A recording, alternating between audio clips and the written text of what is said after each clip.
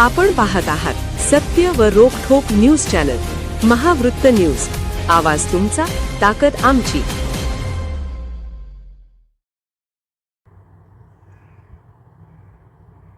सरकारी नोकरीच्या आमिषाने फसवणूक, कोल्हापुरात गुन्हा दाखल, SITची मागणी, अन्यथा रस्त्यावर उतरून आंदोलन करण्याचा इशारा।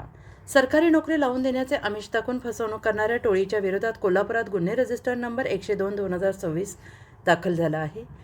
वारेनूर तालुका पन्हाळा येथील बबन कुंभार यांनी दिलेल्या तक्रारीनुसार अमृतराव काळोखे सातारा, सुरेश देसाई सांगली आणि शिवाजी मोहिते पुणे या 3 जणांनी नोकरी लावून देतो असे सांगून आर्थिक फसवणूक केली आणि ही घटना एकटी नसून आपच्या माहितीनुसार 2020 पासून राज्यात अशा 93 पेक्षा अधिक प्रकरणांमध्ये गुन्हे दाखल झाले आहेत।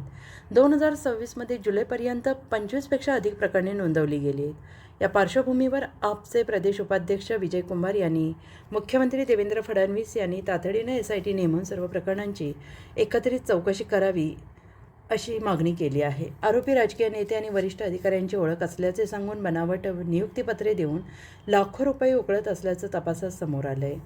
उपाध्यक्ष कुंभार यांनी म्हटलं आहे। यावेळी आपचे प्रदेश समन्वयक अमित म्हस्के, युवा आघाडीचे प्रदेश अध्यक्ष रविराज काळे, कामगार आघाडी प्रदेश अध्यक्ष संजय कोणे, मोहीन मोकाशी, ऋषिकेश कानवटे, उत्तम पाटील, अभिजित कांबळे, सुरेश सुर्वे, समीर लतीफ, अरुण गळतके, दुष्यंत माने, विजय हेगडे, संजय नलवडे, अमरसिंग दळवी, दिग्विजय चिले, शशांक लोखंडे आदी उपस्थित होते। इशारा करा म्हणजे मग राज्यामध्ये तरुणांची फार मोठ्या प्रमाणावर फसवणूक होत आहे। त्यांना नोकरी लावतो असं सांगून त्यांच्याकडून लाखो रुपये उकळले जात आहेत आणि या प्रकाराकडे राज्य शासनाचं पूर्णपणे दुर्लक्ष केलेलं आहे।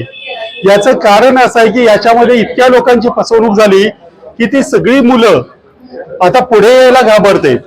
परंतु याच्यातला मुख्य मुद्दा असा आहे की बऱ्याच शासकीय अधिकाऱ्यांना ज्यावेळेला या विद्यार्थ्यांची फसवणूक होते त्यावेळेला ते विद्यार्थी ज्यावेळी किंवा तरुण ज्यावेळेला शासकीय कार्यालयात जातात त्यावेळी तिथं शासकीय अधिकाऱ्यांच्या लक्षात येतं की या तरुणाची फसवणूक करण्यात आलेली आहे, त्याच्याकडून पैसे उकळण्यात आले। शासकीय अधिकाऱ्याचं पहिलं कर्तव्य असतं की जर आपल्या कार्यालयाची फसवणूक झाली, आपल्या कार्यालयाच्या नावावर काहीतरी कोणी चुकीचं वागत असेल तर त्याच्यावर कारवाईसाठी स्वतःहून पुढे येणं। परंतु हे शासकीय अधिकारी पुढे येत नाहीत। कदाचित त्यांचाही या प्रकरणामध्ये समावेश असावा।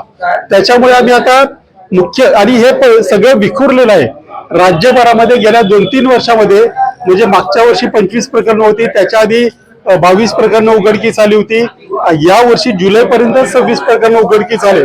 त्यामुळे वारंवार हे प्रमाण वाढत चाललेलं आहे आणि या मुलांना कधीतरी वाटतं की आपल्या आई वडिलांनी जे पैसे दिलेत ते कुठल्या तरी मार्गाने परत मिळावेत, म्हणून हे पुढे फारशी कारवाई करायला पुढे येत नाहीत।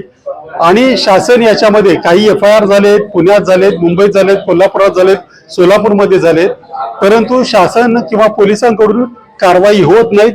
मुख्यमंत्री आणि मुख्यमंत्र्यांकडे असलेले दोन्ही खाती, सामान्य प्रशासन आणि गृहमंत्री, याच्यावर काही करायला तयार नाहीत। त्यामुळे परवा कोल्हापुरात एक प्रकरण घडलं, त्याही मुलाची 22 लाखाची फसवणूक झाली। सगळीकडे सरकारी नोकरी, आता तर इंस्टाग्रामवर जाहिराती होऊ लागल्यात की सरकारी नोकरी देतो याचा। हे आम्हीच निदर्शनास आणायचं की शासनाने बघायचं आहे?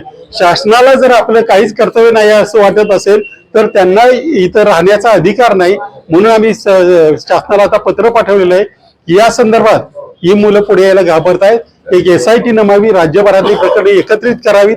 याच्याशी ज्या अर्थी एवढं मोठं पांघरून घातलं जात आहे त्या अर्थी राजकीय लागेबांधी असते शक्यता आहे।